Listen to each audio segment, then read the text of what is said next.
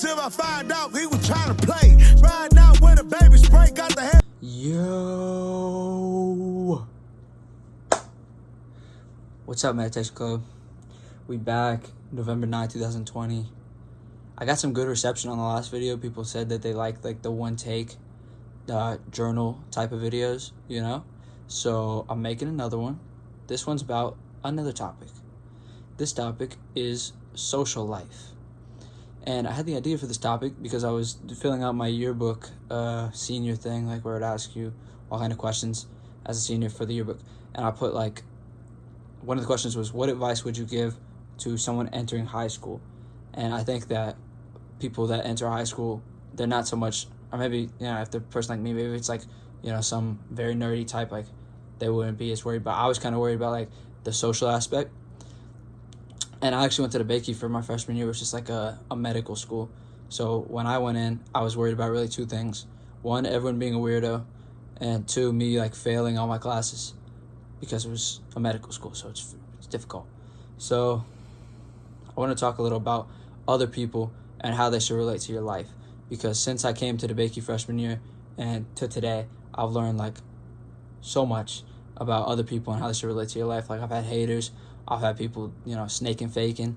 I've had people, you know, apologize to me, begging me for my forgiveness. I forgive them. They come back, they do the same thing. You know, like you just kind of experience all kinds of things when you're dealing with people in high school, in any high school, even in these like kind of special, smart people high schools. And I say smart people because usually when I tell people, I go to Carnegie, they go, oh, you're so smart. And then they, you know, they go talk to some guy who goes to Lamar. But yeah, so how other people should relate to your life. I want to start this off with just this topic that I think I've talked about before. And it's, you're the only person in your life. Simple, right? It's pretty simple. But just try to meditate on that fact. If you've been meditating, try to meditate on that. You're the only person. All you have is your mind and your body. All these other people, they're different people. When you're thinking about them, you're thinking about that which is not yours, that which you can't control, that which, because it's high school, you probably never even see again. That which has very little effect on you, honestly, even if it's a teacher or something. You know how many years you're in your life? You know what I mean? These people are all going to fuse. And a lot of people have this idea when it comes to like their best friend or something that, yeah, I'm my own person, but like they're like a subset of me. I don't know if subset's a word, but there's like a part of me. So like we're going to stay together forever. Or their girlfriend, or like they like to think that they know that they're not going to stay together forever. But emotionally, if they're acting based on their emotions, they feel that they're going to stay together forever. And I know that because I felt that kind of feeling before. It's cap, you know? Let's say that you do stay together forever. You grow all the way to 97. One of you's going to die, man. See what I mean? Both of you are separate entities. So to connect yourself so deeply to another person and to be so vulnerable to another person, it's not bad, but recognize that that's another person. You're your own person. You need to be taking care of yourself first because you're the only person in your life. And I wish that I knew that coming into the Bakey, because when I came in, I was like, I felt superior to a lot of people. And I talked to a freshman when I was a junior coming into Carnegie, and she was like, oh my God, okay, a junior talking to a freshman girl, chill. She was on my bus.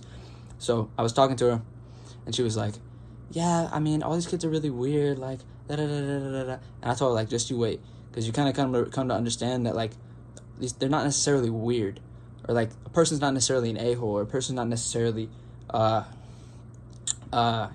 really nice guy, or a nerd, or et cetera, et cetera. They were just brought up different ways, and they had different experiences in their life that led up to making them who they are today. Key right there. So let's say, like, you meet some a-hole on the bus, and he's like super rude to you, and you know he's just cursing you out. Maybe you even made a crackhead on the bus. His life right now is a result of the decisions that he's made and the experiences that he's had up to that point. So you didn't control those experiences. You didn't control those decisions. So to let that person and their effect on you affect you that much, it doesn't make logical sense, but it makes emotional sense. So I guess that kind of leads to the question, how can we start thinking more logically and more in reality and seeing things the way they are, and stopping to see things so emotionally and to act based on our feelings. Damn, I'm looking kind of cute, like. All right, anyway. So basically, it all kind of starts off with this idea of like grounding ourselves in reality. And this is a very, very, very difficult thing to do. And I wish I would have known about this like freshman year. But reality's cold, man. You're gonna die. First of all, just think about that for a second. Like, I know you want to feel like, you're gonna live forever, and, your family's forever, and your country's forever. But it's just a little blip in history. So there's a piece of reality right there for you. Kind of hurts. Or like, let's say that you really like a girl. That girl has probably kissed like 25 guys before. You don't want to think about that. You know what I mean? You don't want to think about that. It's pretty gross. If you really like her, and you're like, oh, she's perfect. She would never do that.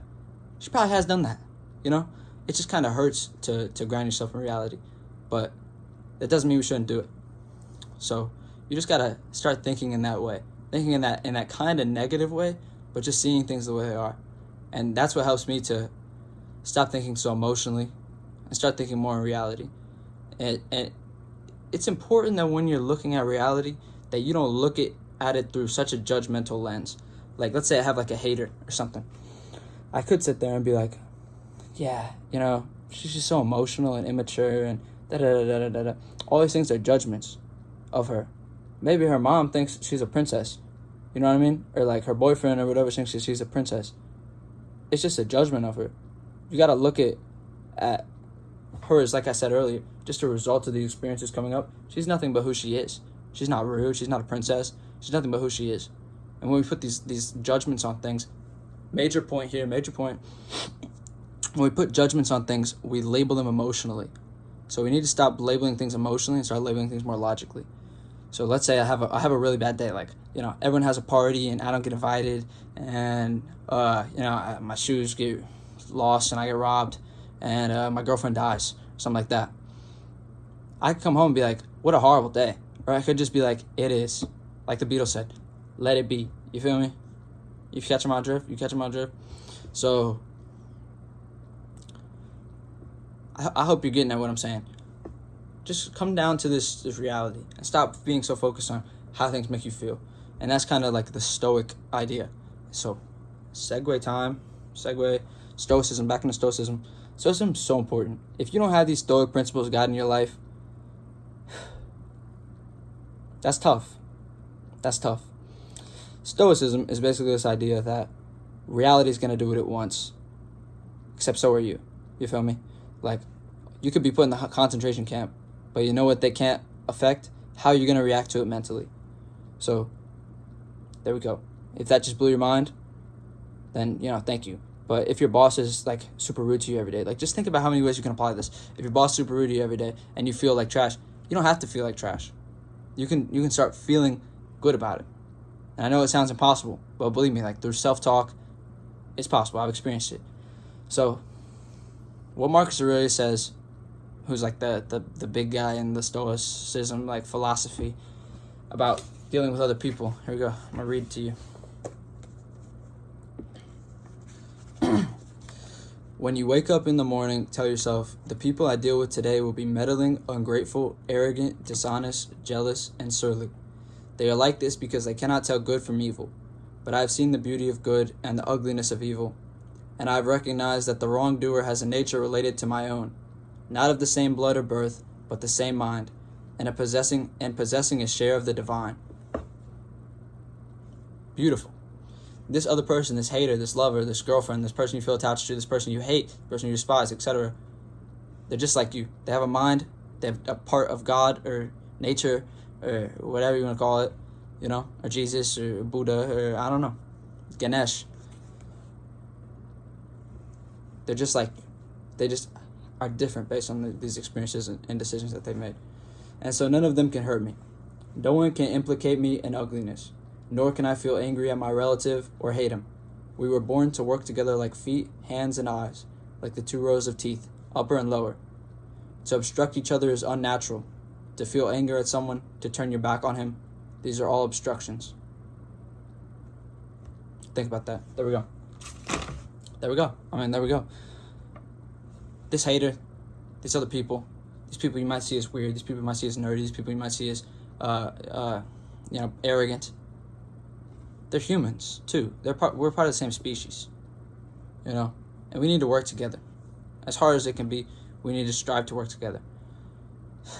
So you need to come down to reality and come down and start to think of, how can I help this person? How can this person help me? How can we work together, like Marcus Aurelius says, like the parts of the teeth, like upper and lower row of the teeth, they work together. How can we do that? Instead of, oh, I don't like her, because I've experienced so much of that, and I've thought that so many times in my life. And all I've noticed is that when someone makes me angry, I'm just picking up on their negativity. I'm just catching their negativity. They're just spewing out negativity, and I'm just sucking in their negativity. I don't want to do that. I don't want to do that. If they're going to be negative, just go be negative over there, man. I don't want to do that. And that's difficult. It's very difficult. It requires a tremendous amount of self-control and discipline. And I'm not saying that I'm the most self-controlled and disciplined person, because of course I'm not. But through a little practice, you can get better at it. We can all start to work to get better at that. And start working at thinking of how we can work together as people. And start seeing things more as just letting it be. Letting it be. Social situation, these other people, they're all outside of you.